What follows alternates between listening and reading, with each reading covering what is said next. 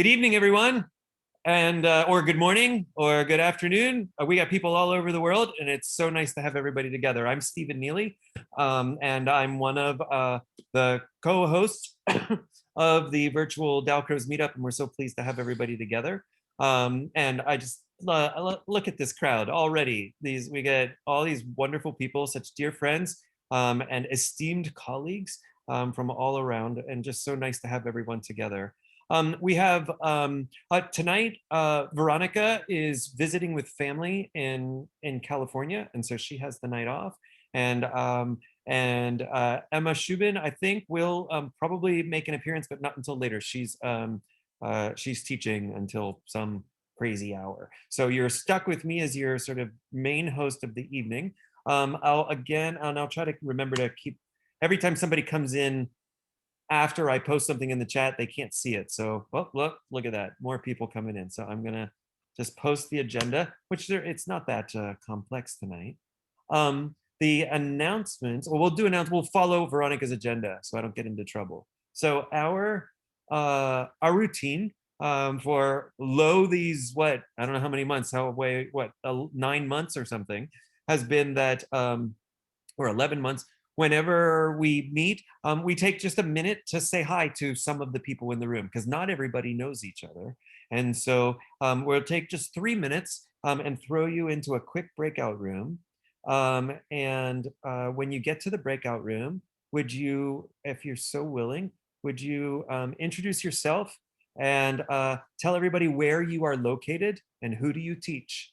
Or who have you taught, or who do you wish you taught, or who do you teach? So your name, where are you, who do you teach? I'll call you back in about 3 minutes. You ready? Say hi.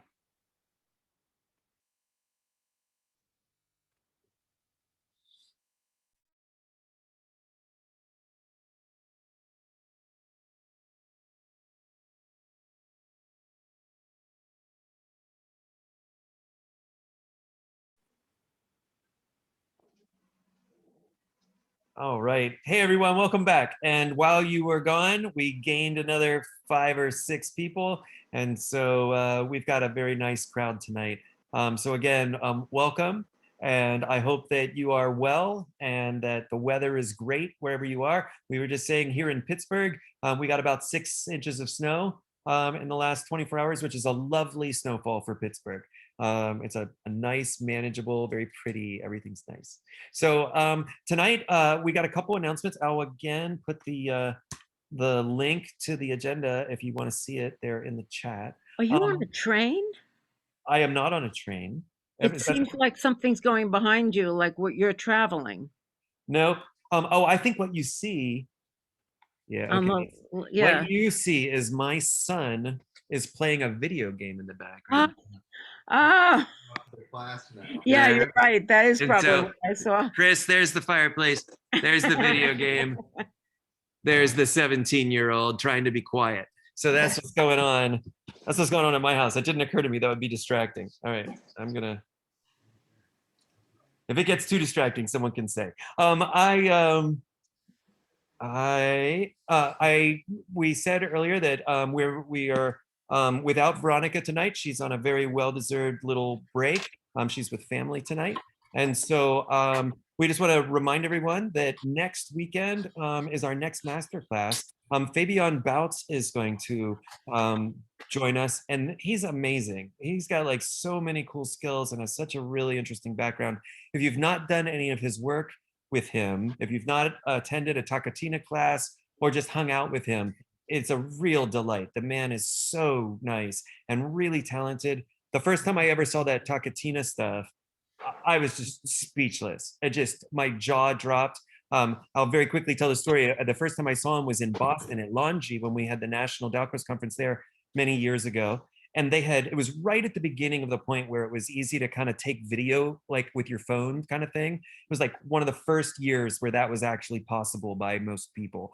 And they went far out of their way to say over and over, no one is to record anything. We are not recording things. We are going to record this conference and some of it will be available. No one should be recording anything. And I was like, yes, I hear you. That's a great idea. I get it. And then I went to Fabian's class And it was so amazing and cool and jaw-dropping that instinctually, my hand thrust in my pocket, I pulled out my phone, and as large and like on display as possible, my hands are above my head with my phone, like recording his class, because I was like, this is so freaking cool. And then while my hands were in the air, it occurred to me, I'm not supposed to be doing this right now. And then I very sheepishly put my hands down, and then I didn't anymore. So if you haven't worked with Fabian, you should really consider registering for his class. I think we're all gonna have a grand time. We also wanted to tell you that Dawn's class, Virtual Dance with Dawn, is going on every Sunday. Session 3 is this weekend. And you can still join if you would like. You can register, and the first 2 sessions are on video. If you saw in the last newsletter from Veronica, there was some there's a bit of feedback by one of the people attending Dawn's class, where they just wrote up a little bit of a glowing review. There's some really nice things going, so I'd encourage you to consider that. And I think that's enough talking from me. So tonight we have just 2 presenters, but we're really excited for both of them. We've got Rebecca Hempel and Leslie Upchurch. Both have agreed to share a little bit with us. So you each have about 7 minutes or so. Veronica's not here, so the hammer won't have to drop quite as hard. She's much better at such things than me. But by my clock, it's 9:12. So Rebecca, the stage is yours. Greetings and thank you for being here. Great. So I've been talking with Veronica, and I'm going to offer a couple 3 warm-ups, and then if we have time, I'd like to do a dance.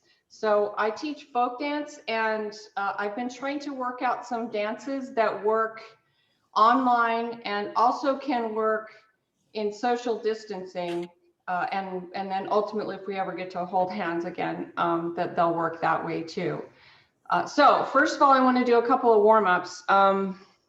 So if you want to, you can stand up. This one you can do sitting down, but these are all to kind of cross your midline and help your brain. So the first one, you want to have one hand this way in a sort of pointer, but just your pointer, not your thumb up, just your pointer. And then the other hand, your thumb is up. So I'll be at kind of an angle so you can see, but you do it straight ahead. And then you switch. And you switch. And you switch. And you keep switching as much as you can. And you ultimately end up getting to be pretty fast about it. You'll see in your class, people want to do this. And you want to make sure that it stays straight up and down. And you can tell anybody if they sit in the back seat, they can sit in the back seat and practice that, because it's not as easy for some folks as it is for others. So then the next thing that I want to do is something that also helps that. So you're going to have your hands out like this. You're going to touch one hand to your nose, and the other hand is going to touch your ear, your opposite ear. So can you see how they're crisscrossed? Yeah. So then you put your hands out and switch the other ear, nose, and out and switch to the other ear and nose. Now the temptation is to do this, which is cheating. You may not. You need to come back out and do this. Out and across, out and across. And you can talk about this, and a lot of times you miss, and you don't know what you're doing, and it takes a long time to get there, but eventually you can get to the point where you practice doing that. And so that's crossing your midline. Any questions so far? Those are 2 really quick ones you can do in class where you're jabbering with people. So finger, thumb, ear, nose. Yep. So the last one I want to do is one that I made up. I can't take credit for those other ones, but I wanted to do something that's kind of like body percussion and rhythmic. So this one starts with, you're going to be standing up. This is tap, where you tap both of your knees or your thighs. That's tap. This is cross. And then one knee, and then the other knee. And in between each of all these things, you clap. So tap, clap, cross, clap, knee, clap, knee, clap. Any questions so far? I can't see everybody in gallery. How do I make that happen? Hang on, technical gallery. There we go. So any questions? Good? Okay. Tap, clap, cross, clap, knee, clap, knee, clap. Now this is the part you want to take your opposite hand and touch your foot behind you. Heel, touch your heel, clap, heel, clap, and then your toe in front. Toe, clap, toe, clap. Now that was the speed version of it. What I do in class is I just do the tap, clap together 4 times. So I'll just run through it with you so you can practice. Ready? Tap, clap, tap, clap, tap, clap, tap, clap. Adding on. Tap, clap, cross, clap, tap, clap, cross, clap, tap, clap, cross, clap, tap, clap. Adding on. Tap, clap, cross, clap, knee, clap, knee, clap, tap, clap, cross, clap, knee, clap, knee, clap, tap, clap, cross, clap, knee, clap, knee. What comes next? Tap, clap, cross, clap, knee, clap, adding on. Tap, clap, cross, clap, knee, clap, heel, clap, heel, clap, tap, clap, cross, clap, knee, clap, heel, clap, tap, clap, cross, clap, knee, clap, heel, clap. Last time, cross, clap, knee, clap, adding on. Tap, clap, cross, clap, knee, clap, heel, clap. What comes next? And toe, clap, tap, clap, cross, clap, heel, whoops, a knee clap, sorry, knee clap, heel clap, toe clap, bow clap, tap, clap, cross, clap, knee clap, heel clap, toe clap, etc. So you can do that as many times as you want to. It's good for the kids or the people to think about what comes next. You can do it in any combinations of it. And I also, you can do it in canon. So if I start, you all come back in for after. Ready? So I'll go tap, clap, go, and go. So if I do this, you can go in canon. So always the claps are together when you go in canon. It's really hard to do this here. I should get my kids down here to do it. Or you can do it in opposition with the claps. Does that make sense to everybody? It does. It's very Yeah. good. There's tons we can talk about with that. Okay, Very good. nice. So are you all ready to dance? Yay. Okay, good. So I'm gonna raise. So this dance is called Fjäskern. It's a Swedish dance. And the thing I've discovered in folk dancing is that the colder the climate, the more jumping and spinning, I think, to keep you warm, right? So you're gonna wanna find a partner. If you have a friend or a beanbag or a book or your like mouse or whatever, anything that can be a partner. And you want to take that partner and put it on a chair, or if you're particularly bouncy, you can put it on the floor. Yep. Great. So you need, I'll teach you the steps, but you're going to need to have space to walk around your partner. So wherever they exist, you're going to need to walk around them. And then you're going to need to face them. Yep. And go around on the other side and face them. So you need to be able to make a circle around your partner. Anybody, you need a minute to do that? Good. Okay, so here are the steps. And this is this dance seems simple and it's very fun because it gets faster and faster. So the first step, the first part is just walking.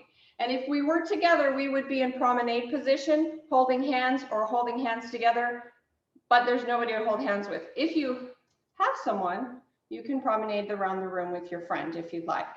And so you're just going to walk around your circle in one direction for 16 counts. So just practice it one rotation. So it's walk and walk, walk and walk, walk and walk and walk and walk, walk and walk, walk and walk, walk and walk, and turn around. Go the other way. Walk and walk, walk and walk, walk and walk and walk and walk, walk and walk, walk and walk, walk. And now you face your partner, yeah? We're going to do a scissor step. Can you see my feet? Scissor, scissor, scissor, scissor, scissor. Yep. Clap your hands. Walk around your partner to the other side. Do that again. Scissor, scissor, scissor, scissor. Clap, change places with your partner. And that happens 4 times. Clap, change places with your partner. Scissor, scissor, scissor, scissor. Clap, change places with your partner. And then you be together and you grab and off you go again. So that's the whole dance. Any questions before we launch into the music?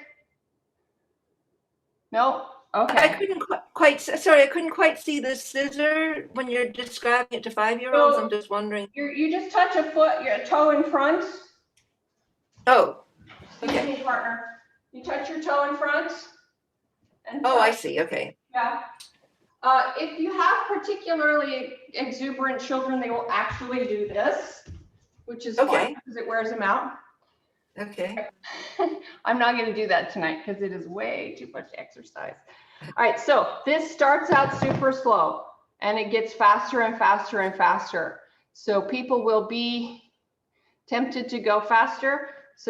I would suggest that they save your energy. So are we all ready? You got your partners? Off we go.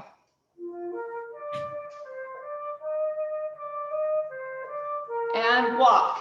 Walk and walk, walk and walk, walk and walk and walk and walk, walk and walk, walk and walk, walk and turn around. Walk and walk, walk and walk, walk and walk and walk and walk, walk and walk, walk and walk, walk and face your partner. Scissor, scissor, scissor, scissor, clap, walk around your partner. Scissor, scissor, scissor, scissor, clap.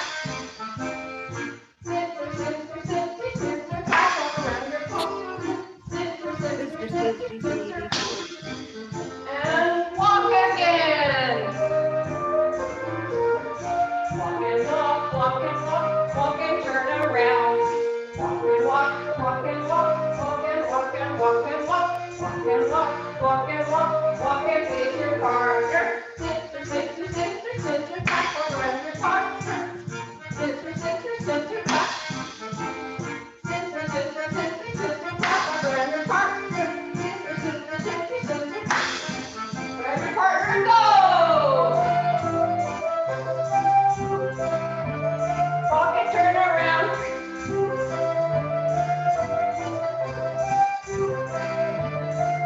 Face your partner.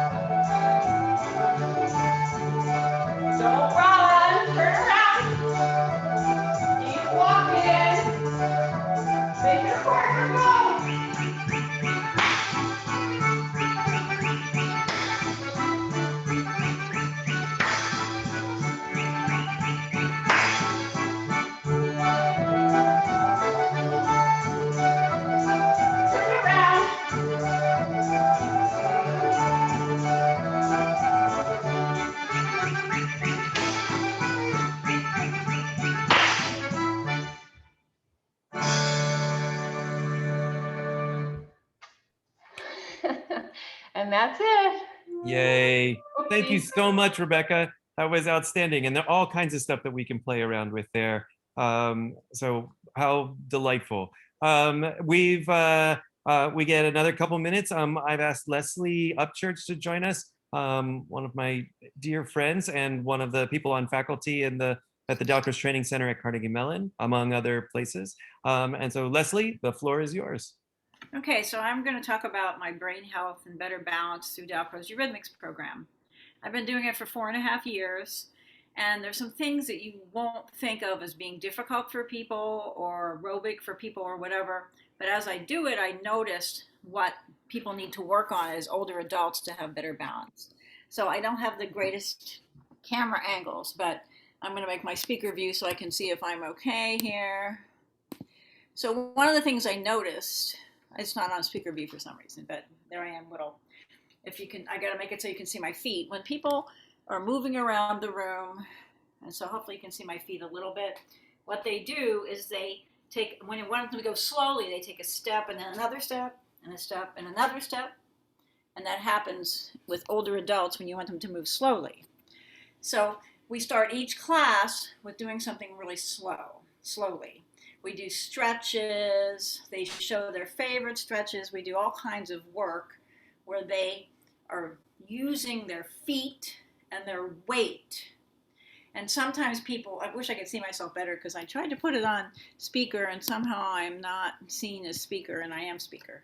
I don't know why that's happening, but whatever. So when you have something going slowly, like we do very slow movement for quite a bit, and then we put it to music. And tonight I was using some pieces from the Magic Flute. I've decided to have some theme things. So we would be doing lots of slow movement, and then what you want them to do is release their weight slowly so that they can go slower. Because if you step and go, whoa, you no longer can go slowly. So you're going to be doing this type of thing. And we would work with them using scarves or exercise bands and doing something very slow. We do that in the beginning of class. They give lots of ideas.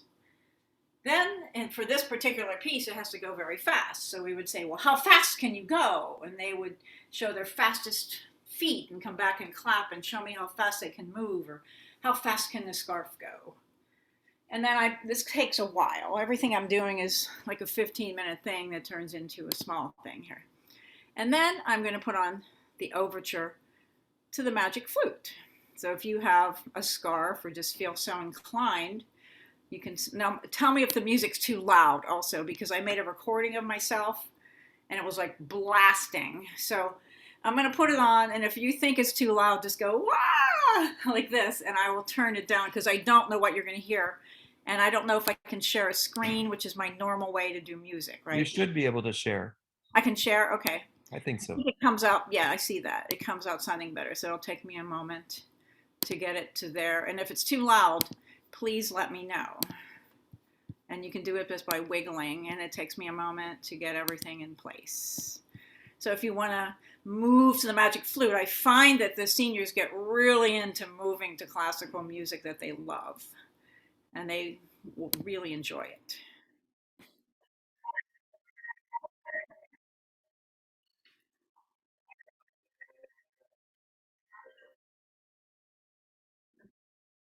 No, I don't, that's not coming through for me. Something's off. It says you're sharing your computer sound, so it seems like it should be coming through. Okay, so maybe I should just play it and not share it. Maybe, was it sounding okay on your end, Leslie? Yes, it sounds fine on my end. So, Well, I could hear it. okay, well, I can not share. I could try not sharing and playing it. Sometimes I mean, I usually share, but we'll see. I apologize if this isn't going to work. Not sharing, okay. So they would be, imagining, like, they love opera, so we'll do something. We're doing 3 things tonight to the Magic Flute. So they would have their scarf, and they'd be thinking about releasing their weight slowly. And when people think of balance, they think of putting their foot in the air. And that's not really balance necessarily for your everyday use, right? So they would be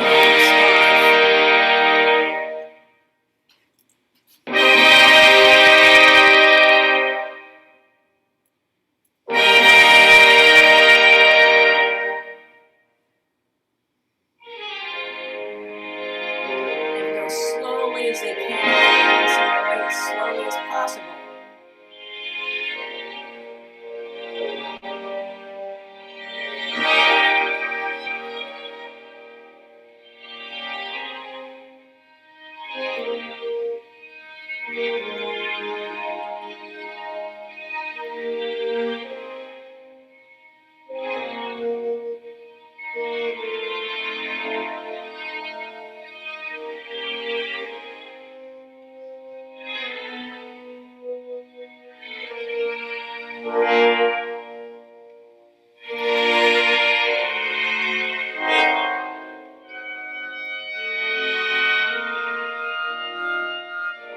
And then they're going to be silly fast.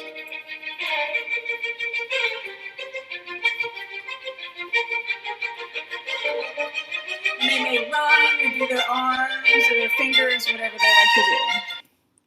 And I find to have an aerobic experience, moving your arms is really tiring. And what I've read is, if you're doing aerobics in a class, excuse me, I got away from my screen here, sorry. When you're doing aerobics in a class, it helps your brain because there's better blood flow to your brain. So then I will do, I'm again using Magic Flute music, and we're going to do a little quick reaction. Now I will say to them, how do you want to keep a beat? But tonight I'm just going to tell you some ways. So we're going to have 1, you tap your lap. 2, you clap. 3, you flick your hands. And 4, you put your hands in the air. And if they're getting really tired, I can say they can put their hands on their head. So I'm going to play a little improv, and we're going to do that, and then we'll set up a little systemization. So do number 1, tap your lap. Number 2 is clap. Number 1, 2, 1, 2, 1. I didn't. I do that on purpose, right? And they always laugh no matter how many times you do it.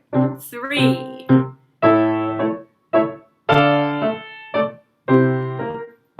4.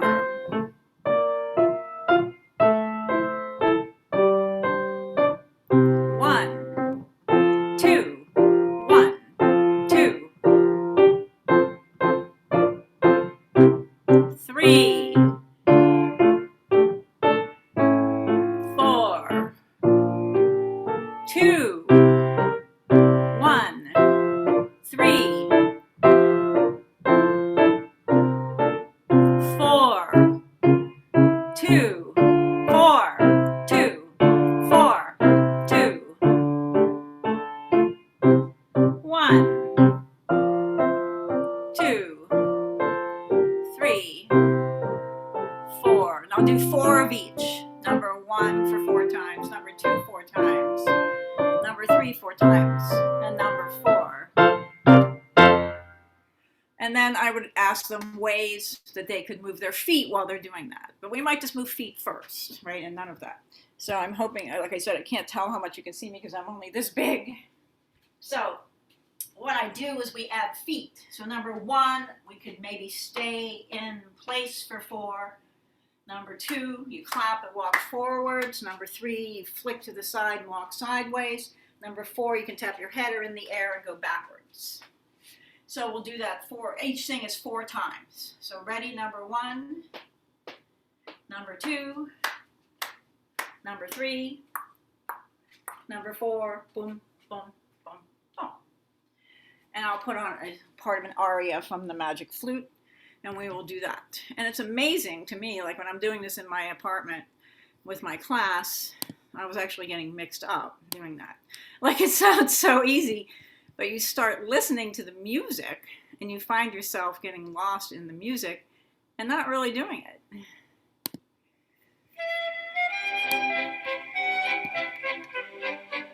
So 4 of each.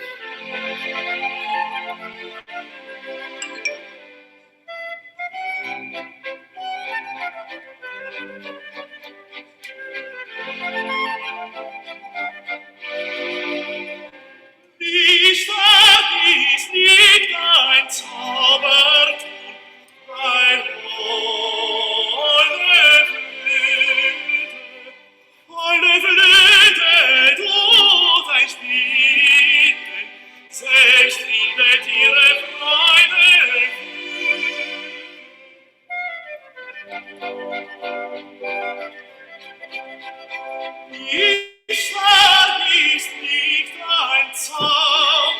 etc. So we do that for that aria.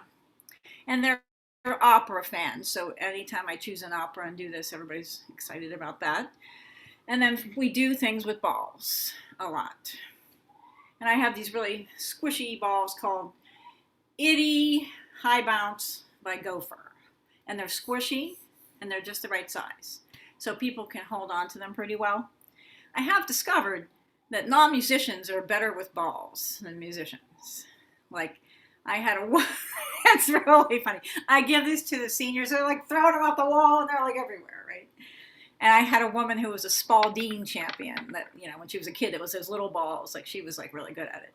So sometimes I hand out balls to musicians and I'm like, oh, they're not as good as these people. So then I will do perhaps a bit of improv and they're maybe tossing. They can actually double toss to each other in person, like my average seniors, like they can do that. I'm like, I always thought they couldn't do stuff and they can do so much. So we might have, you know, where they do a big toss and then something little and then many, many tempos. It could be like this or off the wall if we were in person. And they experiment a ton with different ways to do the ball. And then I put on my final thing, which is Papageno. And they would be using their ball and trying to figure out how they want to represent that. So all of a sudden I gotta find it. Sorry, getting things to where I want them. Okay. And they might just be doing the beat, whatever they want to do. We try to get, you know, a little bit of. I lost one. I lost my ball. I gotta go get it. Oh, there it is.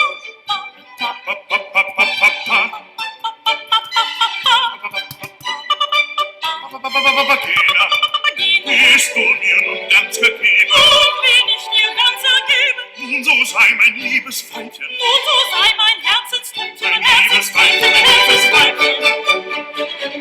Welche Freude wird das sein? Welche Freude wird das sein? Wenn die Götter uns bedenken. Wenn die Götter uns bedenken. Unsere liebe Kinder schenken. Unsere liebe Kinder schenken. So liebe kleine Kinderlein. Kinderlein. Kinderlein, Kinderlein, so liebe kleine Kinderlein, so liebe kleine Kinderlein. Hier ist ein kleiner Papageno, nun eine kleine Papageno, dann wieder eine Papageno, nun wieder eine Papageno, Papageno, Papageno, Papageno, Papageno, Papageno, Papageno, etc.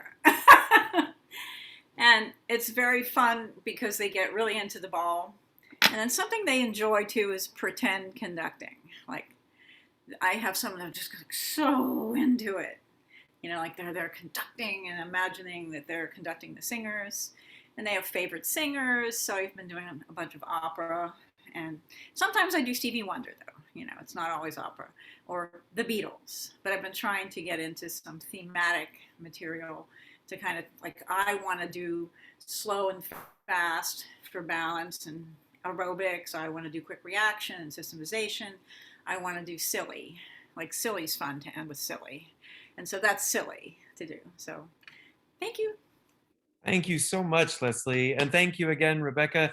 Both of these, I mean, it's just like, as we've become quite accustomed to at the meetups here, there's all sorts of things. And I certainly have no trouble thinking about how any of these sorts of ideas would fit with my certain community that I work with, even though I don't spend most of my time with seniors or with children, and yet there's all sorts of ways. So what sorts of things did you see? Did they pop up? Do you have questions? Do you have add-ons? Do you have comments? What was of note? What do you want to talk about? We've got almost 20 minutes, which is perfect. So who's out there? What do you want to talk about? Sui Ming, it's great to see you. Hi. Hi. I found that this I found that the scarf is really interesting. Apart because that you're talking about weight, so the body is feeling the weight, but the scarf you don't feel the weight. So for me, it's the scarf is showing the length, and that is amazing. You know. You can also use these, but I don't. sliding your hands from here to there, you see a little Can't hear. how long the ball. I think the connection, I think we're in Singapore. Because that lots of time, they don't learn about long, short. I think Sui Ming is saying something about Hi. Hi, it's your connection's been rough. We caught the beginning of what you said, but we missed the end. So I Yeah. believe some of that was about Well, long and short. So I'm just saying that the body is feeling the yes. I yes. think we know what you're Long. Can you hear me? I Sorry. saying, more weight, and I have used bands, but I do that sometimes. But for Yeah. that particular piece, since we were going to go really fast, I thought that a scarf was better. So that's No, it was really, No, it's no. really I great. just think it's just inspiring. It's inspiring to I thought you to said. show the children what is long, Well, you can go. It helps them to apart from the weight training. Right. how long they can go. Yes, like that, right? Yeah, super nice. The when you got to the sort of shaking around part, the silly fast, I don't know if anybody else, but I was bummed that we didn't get to shake around and be silly just a little longer when you were demonstrating. I was like, oh, I was having fun. Good. Who else? No, is it Noble or Nobel? Nobel. Nobel. No, the way I see it is like multitasking, and actually there's a lot of things to target in that activity. It's very, very good, Leslie. Thank you very much for sharing that one. There's a balance there. It's actually stretching of the hands. It's actually multitasking. It's in there. What I wanted to ask is, where can I get more courses about eurythmics for adults as well? Because I've experienced eurythmics for adults with in Longy with Gabi from Switzerland. Remember that, Janet? You were there, Janet, together with me. And I cannot track of Gabi or Gabrielle. She's a lady from Switzerland. It's very, very good. And she did a eurythmics for seniors with us in Longy. And now I'm looking for more PD for seniors in eurythmics. Is there anyone who can actually suggest where can I get the PD for seniors eurythmics? Thank you. Leslie. Look who I've had Dalcroze teachers take my senior class. Kristen Register took the class for a while in the summer to see. Excuse me, where are you located? Okay, I live in Manhattan in New York, and Oh, I can put a link. Yeah, please. I can send a link to my class that's running right now. Yeah, please. I'm from Hong Kong, actually. I live in Hong Kong, but actually, when there's PD, my brother lives in Connecticut, so it's about actually very very close. Yeah. To our Leslie, Everything's online.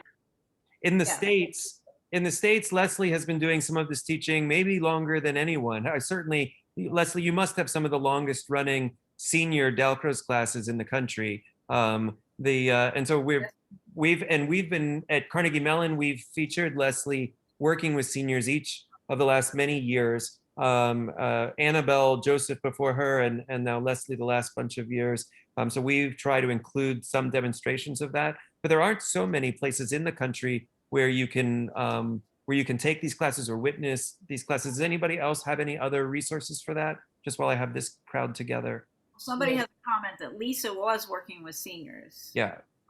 but okay, so she's now retired. And for me, living away from the US is actually very, very hard to find something here in Asia. So we need to go to the US or wherever. For me, I prefer the US.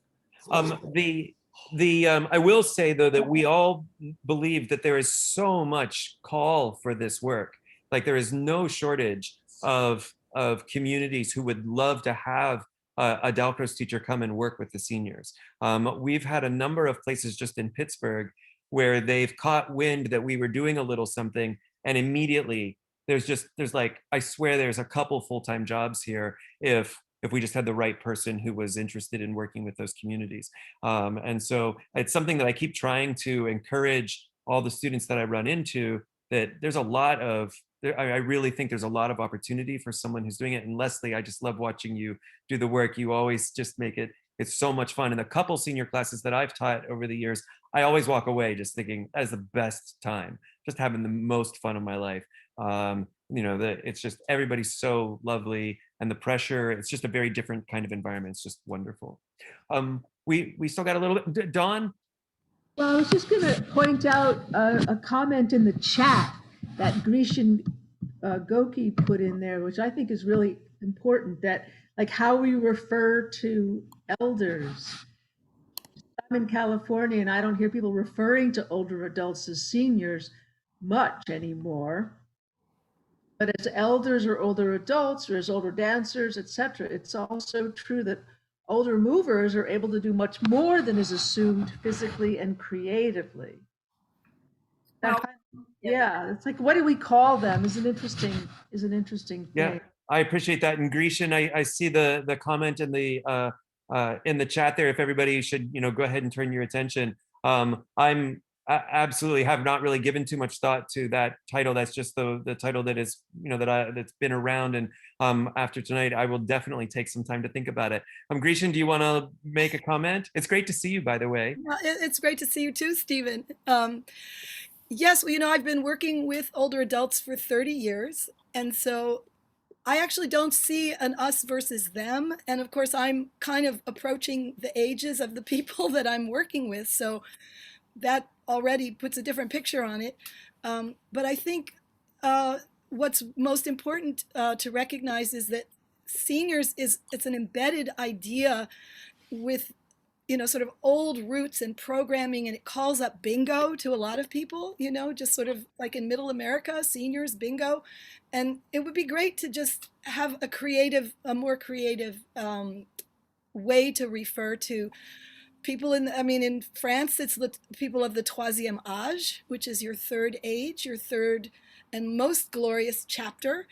I know there are other ways to just refer to people who are, up in age. And I think it goes deep as far as how senior services are conceived, when it's conceived as a senior service, as opposed to here's movement for people who are older and would like to stay fit or keep their balance or become more infused with creativity, which they might have put aside in their working life or their obligations of parenthood and so forth. But what I find is creativity blossoms in older adults, and to me that's a timeless thing.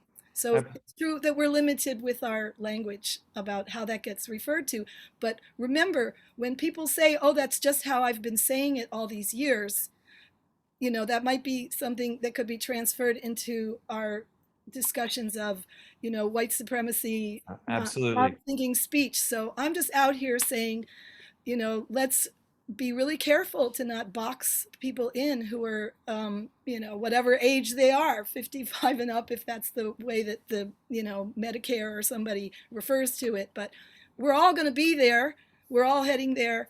And I just love inclusivity. And I Absolutely. think Zoom has been able to create that inclusivity. So I love being with Leslie in Manhattan from California. So thank you so much for. Thank you, Grecian, and thank all of you. And these sort of ideas of kind of the language that we use, it absolutely matters. It absolutely sort of will either, push things together or continue to keep things separated.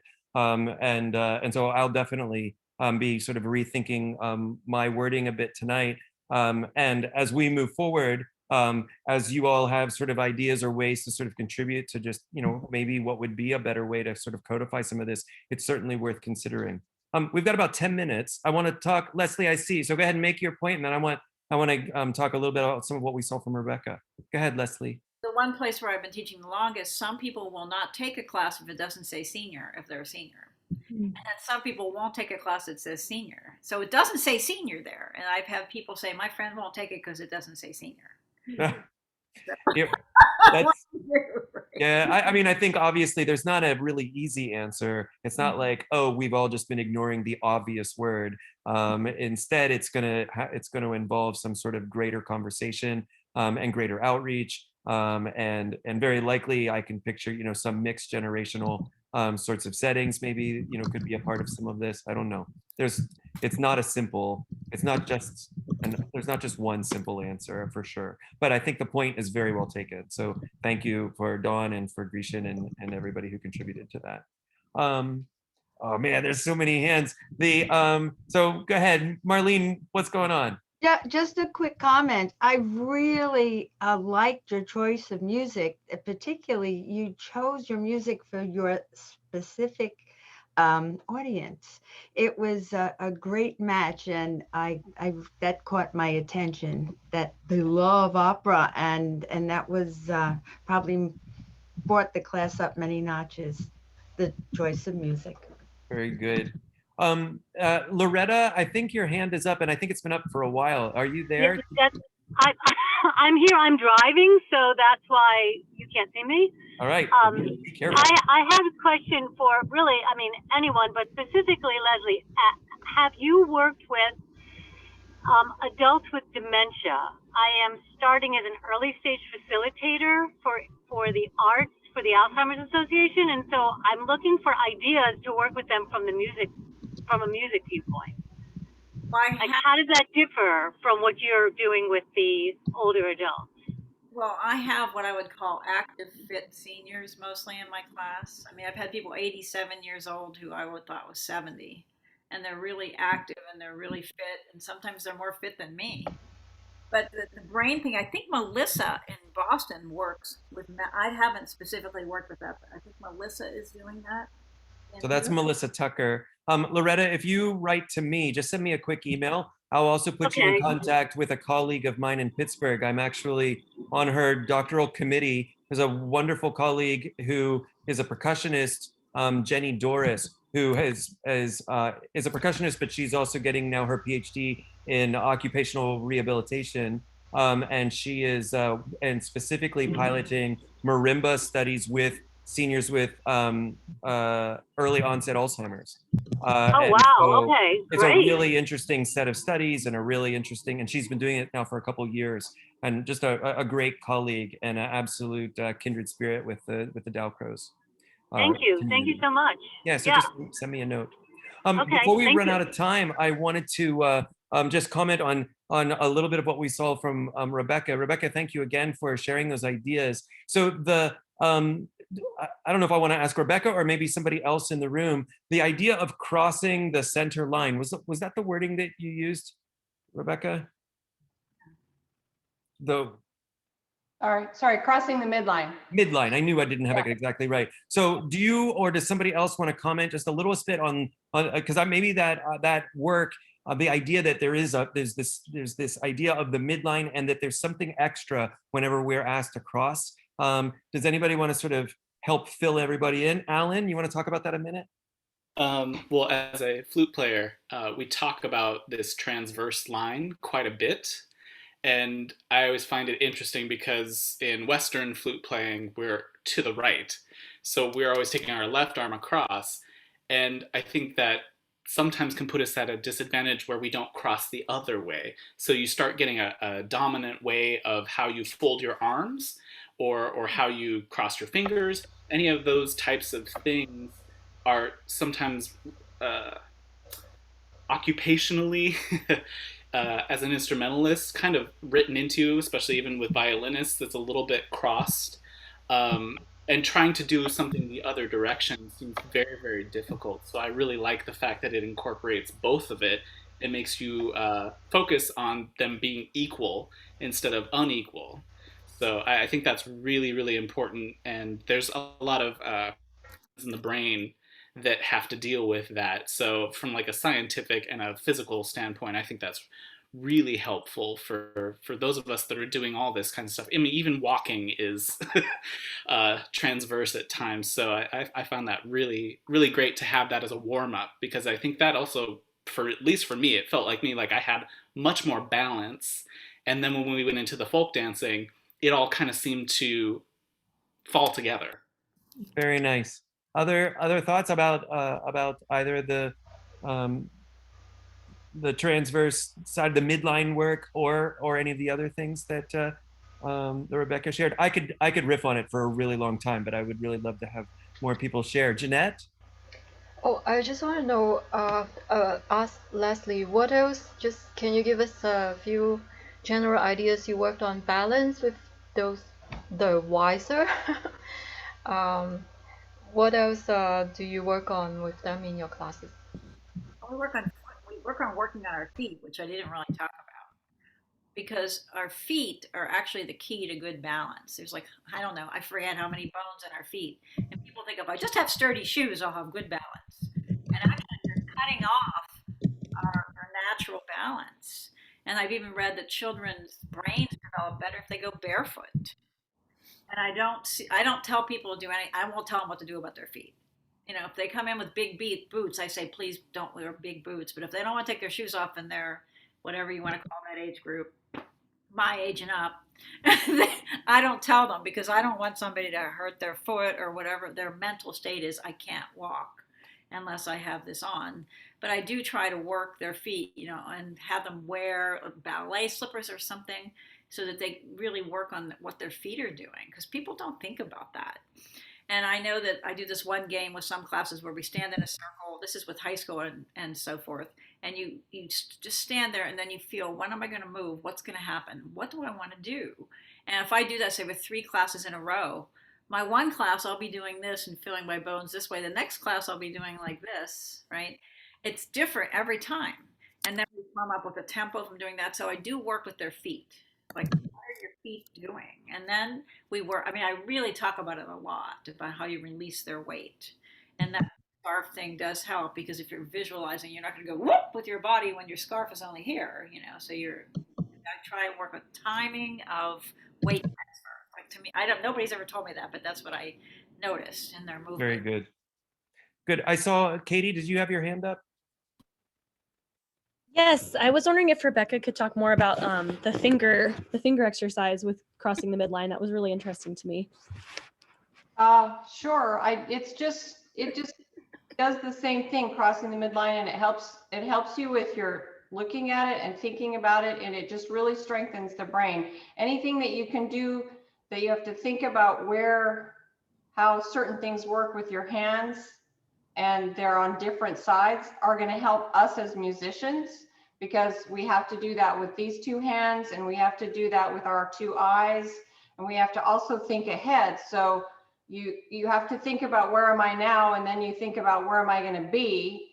And then you really, a lot of people struggle with that. It's remarkable to me how many times people just don't get it. And this one where they hit themselves in the face in different places, and it really helps to do a lot of things that we have to do as people and musicians, and don't, you know, and it isn't just drilling the same old drills in.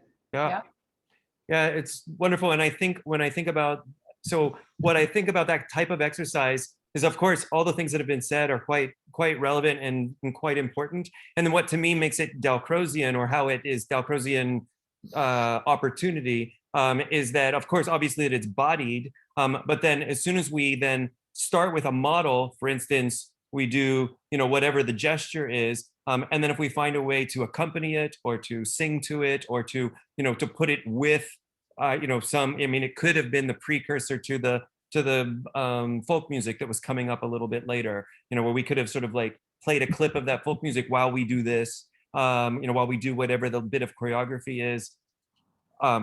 The teacher can improvise to it, the group can sing to it, we can speed it up, we can slow it down. And so we have this really interesting bit of choreography that is working our mind-body connection in a slightly new way. And then by adding the music side with it, and then, you know, looking for opportunities to improvise around that, and all of a sudden it's not just Dalcroze adjacent, but to me, you know, really right in the middle. When you, Rebecca, when you did the knee clap, heel, toe, all those in order, it was it's a wonderful progression where we're sort of building on. And then to me, as I was looking at it, I was thinking, oh my gosh, there's like so many ways now we could play with this, you know, where we whether you turn it into a quick reaction and you call out a cue that means repeat the thing you did, or means skip the next thing and bump to the one after that thing, or now do twice as many in the same amount of space, or half as many in the same amount of space, or change the meter. So instead of those being twos of everything, we maybe put a third of something in. I mean, it's just, once you have that basic pattern set or the basic choreography in place, now there's just like limitless opportunities to sort of mess around with it. And we didn't even get to, and now let's sing to it, or now let's have the teacher accompany it, or have a student accompany it, or pull out some sort of percussion instrument, or, it just goes on and on. Everyone, as has been the case, we are a teeny bit over time with no shortage of ideas, which is what I find to be the most exciting part of these meetups. We could keep on going for another 40 minutes, I'm quite sure, and have it be effortless. But instead, I challenge you to take the wonderful little nuggets and the basic ideas, these lovely ideas from Rebecca and Leslie, also this conversation about words and titles for different populations, and stew over them and figure out how might you apply them in your context, and what can you do next with them. What would be the 17 new versions of each of these beginning ideas? And you think, well, I could probably spin it out in these 20 more variations and to turn them into something slightly different. Ms. Emma has joined us. I'll give her just a moment to say hi. Hello, everybody. Oh, it makes me so happy when I have to be rolling in late, but then see 26 or 7 of my dear friends and colleagues from all over the world. Thank you all for being here. As always, it is so important and wonderful that we gather and we get to share our ideas together. This is what keeps us all going, especially during these times, and helps us still feel so connected. We have a couple exciting things coming up. We have a masterclass on the 20th. Don't miss it. We're excited. I saw actually a couple registrations roll in during our meetup today. So it's exciting that you guys are going to be with us again. We've been having a beautiful time working with Dawn every week. It has been an excellent class. My husband and both my dogs come and join me for Dawn's class each week. It's hilarious. The tennis balls are a big hit for all parties involved. It's been a beautiful and wonderful experience. And so if you'd like to come join us, this is our 3rd class coming up this weekend. And then we split it up into 2 little chunks. You can just sign up for the last 3 if you want to. You can take the whole thing and get the recordings that came before. As always, we have scholarships available, and we would love to support you. Everyone has been so generous that every time a ticket is bought, somebody gives a little something. And so that pool of money is there to be of service to you guys. And part of what's being lovely about being part of a nonprofit is I get to say, for real, it's there, and that's part of what we do. And so if you have friends or colleagues across the world, or you yourself need some support, especially during these times, let us help. And we hope to see you at the next meetup, and we hope to see you at the masterclass and at Dawn's beautiful short course. Thank you. Thank you, Emma.